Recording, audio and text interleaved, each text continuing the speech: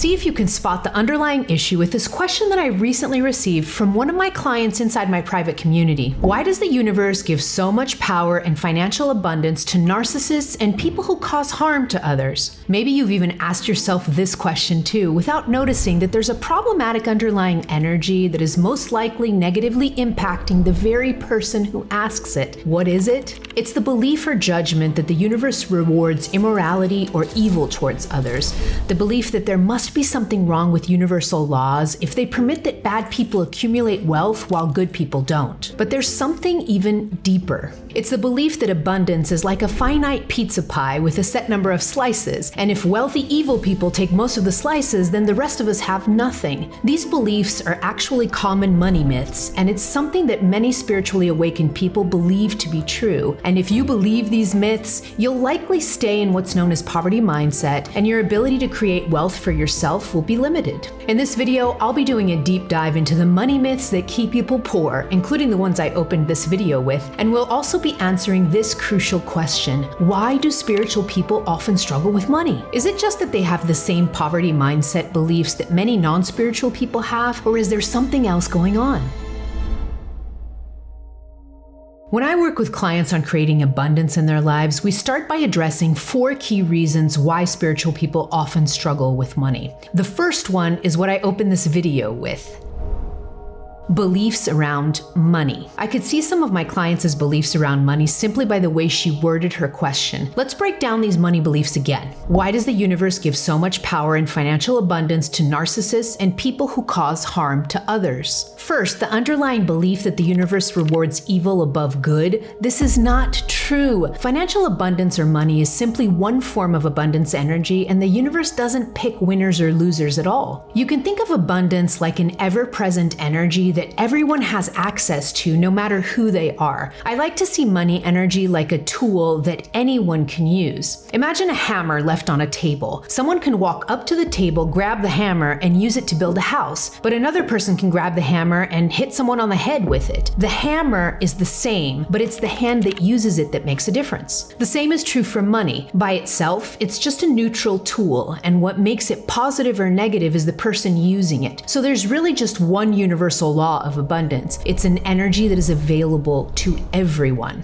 Now, it is true that we can easily see the damage that wealthy, power-hungry, and immoral people have done on the planet, but it's also true that there are a lot of wealthy, good, and moral people who are positively affecting the planet also. And I often tell my clients that I consider wealth building a responsibility of spiritually awakened leaders on the planet, because if it is true that money is a neutral energy that can be used for good or evil, then you can see how important it is for conscious and ethical people to be wealthy and create positive change with that wealth. Up next is the belief that abundance is like a finite pizza pie with a set number of slices. This is also not true. If we think of money like a pizza with 10 slices, for example, then that means if I take 8 slices for myself, you only get 2. But this is not how abundance works at all. Abundance is more like a single candle flame. You can light 1,000 candles from one original flame, and that first candle burns just as brightly as before. The original flame doesn't lose anything in the sharing, and actually, the more candles you light up from that first candle, it only makes everything exponentially brighter. Your wealth is like lighting your candle from the infinite flame of abundance. When you become prosperous, you're not taking from a limited supply, you're adding more light to the world, and now your success can light other people's candles too through inspiration, job creation, investment, or philanthropy. The more candles are burning, the brighter everyone's world becomes. Another money belief that's detrimental is the idea that money is deserved and that some people should not have as much of it. This is an incredibly problematic belief that affects mostly the person who thinks it, because the underlying emotion behind it is envy. When you're envious of others and think that you know best who should and who should not have money, you're cutting yourself off from the frequency of abundance. Remember that candle that can light up thousands of other candles without losing anything? This is how we should all view the abundance of others. I remember when I was dirt poor during a really hard phase of my spiritual awakening, and I had spent my entire life savings and was completely out of money, but no matter how tight financially I felt, I always made a point of blessing the abundance of others. So if I saw someone driving a Ferrari, I'd say, "May the universe continue to bless you." There was no envy, no judgment on whether that person deserved wealth or not. Just a frequency of abundance all around me, no matter how tight I was financially. These beliefs are only some of the most common that I see in my work with clients, but there are many more that you may have inside of you, and no matter which ones they are, it's important to find them and transform that negative energy into a vibration of abundance. Because negative money beliefs will keep you poor. The second reason spiritual people often struggle with money is that they are going through spiritual transformations. When you have a spiritual awakening, you can temporarily go through phases of such exhaustion and inner turmoil that working to make money or having a semblance of a normal everyday life can be really difficult. This happened to me. When I awakened, I went through such deep inner transformations that I left my career and I went into hermit mode for 4 years, burning through all of my savings because I didn't have the capacity to work normally. I was extremely privileged to have that nest egg that I could rely on temporarily, but then the money ran out and I had to work through the fear of not having anything in my bank account while all these intense things were happening to me. This inability to work during a spiritual awakening doesn't happen to everyone, but it is quite common for people to experience temporary financial crunch when they're doing deep healing work, especially if they come from a lot of childhood trauma. But what's interesting is that even when spiritual people go through these temporary financial constraints during an awakening, they still have the abundance of the universe there to always help. Because abundance doesn't always come through money. During my spiritual awakening, I remember one day I took my car out and I went for a drive, and in the middle of my drive, my car broke down. The lights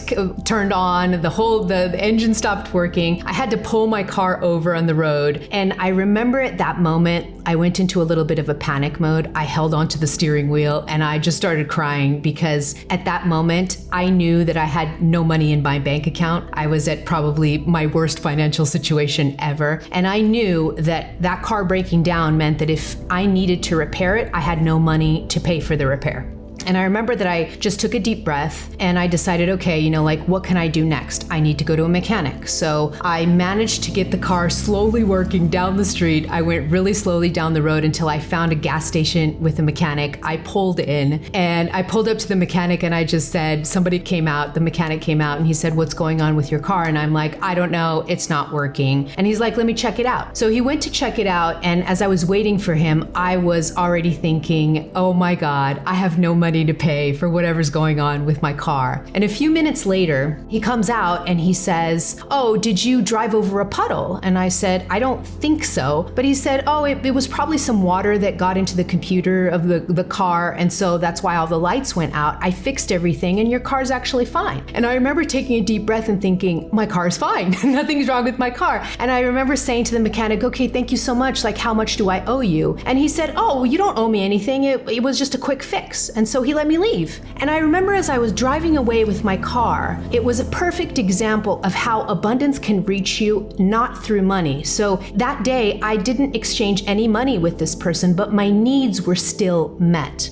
And so abundant energy sometimes works like that. It doesn't always work through money. It works with you receiving what you need or you getting your needs met without any money being exchanged. That is also abundance. Lots of times when people are going through the deep spiritual transformations of an awakening, their souls orchestrate that their needs be met through other people. Your guides, your angels, the universe is always conspiring to help you. And there may be moments where, although your bank account can be close to zero like mine was, you still have abundance in your life and your needs are still being met. The third reason spiritual people often struggle with money is because they're brainwashed with what I call spiritual BS. One spiritual BS that is deeply programmed in most of us is the belief that we should shy away from money. This is a belief that was given to us by religious institutions, exemplified by the saying that money is the root of all evil. It's interesting that at the same time that religious institutions programmed people to shy away from money or reject it, religions were themselves accumulating vast wealth and power. This was done on purpose to keep many people poor while the few at the top consolidated power and wealth. But even though religious doctrine came to advocate that people reject riches, when we look back in history, the main religions of the world didn't start this way. When we look at the common saying, money is the root of all evil, that saying actually comes from the Christian New Testament, and it's worded like this: "For the love of money is the root of all kinds of evil." So it's not the money itself that is the root of evil, but rather our our love of it. In other words, our obsession or attachment to getting it. But the spiritual BS doesn't stop with religions. We have a lot of it in non-religious spiritual communities also. There's a lot of spiritual gaslighting around the topic of abundance and money, where influencers or even some teachers make people feel like if they are struggling, that's their fault for not using the laws of the universe better. This is absolute